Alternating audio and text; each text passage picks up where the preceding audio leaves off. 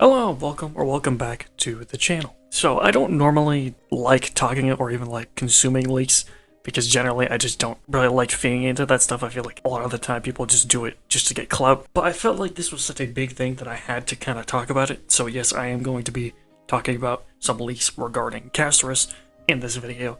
And if you don't want to hear about any of that, I would recommend just clicking off the video and going to something else.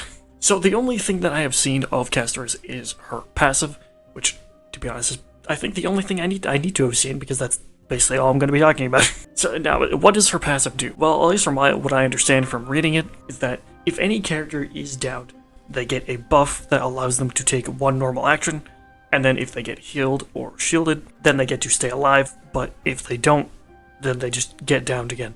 And this can only be used once per battle. Now, this effect in of itself, I don't really have a problem with. I mean, I do think it's kind of strong, but at the same time, it does make sense for the death character to have a kind of revive like this. I do think it does make sense thematically. The problem is the bit of text at the beginning that says, after obtaining Castorice, or when she is in the current team, receive the effect. So what that means is that this is a account-wide effect just for having Castorice. So no matter if she's in your team or not, the effect will activate. And that is a huge problem for, a couple of reasons. One, it is locking an account-wide mechanic behind a limited time character, which is not okay at all. Two, you could just not use Castorice ever and still get value from her, which just seems like awful design. And three, it defeats like half the point of team building, since you get the effect without even having her on the team, and with any team you can just play as reckless as you want because you always have her revive no matter what. Like, just locking an effect like this behind a paywall or just getting super lucky is not okay at all. Now, I do just want to say one thing that makes me not as worried as I would be if this was shown in the live stream is because this is in beta. So there is like a whole month between now and her actually coming out. And I mean, the change would be, pretty simple to make. Just make it so that she has to be on your team to get the effect. Because an effect like this should have some kind of restriction. Like, the only way this effect could even be somewhat okay is if she was given for free for the anniversary, which one, there's no way they're gonna do that. She's way too big of a moneymaker character. But two, even if they did do that, it still wouldn't be okay, because anyone playing after the anniversary wouldn't have that effect. So yeah, no, it still doesn't make it okay. The only other way I could potentially see it maybe be okay is if that global effect only worked on Amphorius, because she is the god of death of Amphorius, so I could kind of see it.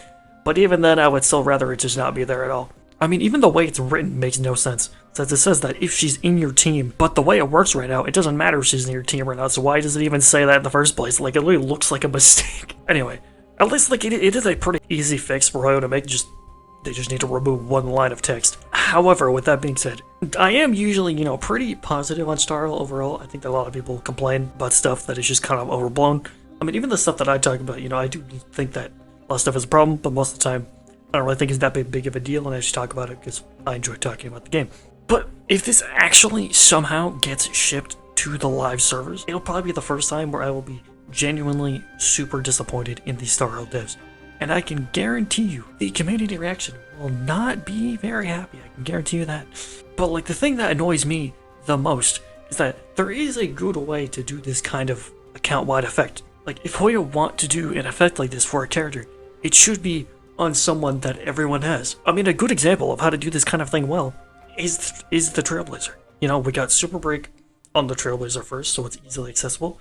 And then we got True Damage first on the Trailblazer, so it's easily accessible. And also, Summon as well on the Trailblazer. Which, if they want to do an effect like this, it should be on either the MC or on March, since everyone has those characters.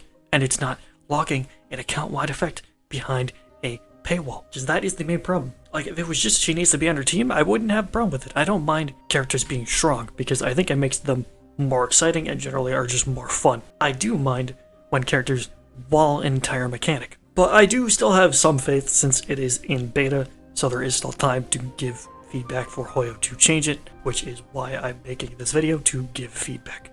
I'm not making this video to be like, oh, fuck Hoyo, Starl's dead, any of that shit, because I think that kind of attitude is not helpful at all, and all it does is just spread more toxicity, which should be giving, actual feedback, because that is how you get change to actually happen. Not just, fucking spamming "we don't care, game dead" under every post. And like, the devs did say that they want to listen to feedback, and so now is the time to actually prove it. So please, Hoyo, just remove the account when effect. That's all I ask for, because locking an effect like this behind a paywall is just super scummy, man. Like, it really is. But I don't know, what do you guys think? Let me know in the comments below. Like, subscribe, and I will see you in the next one.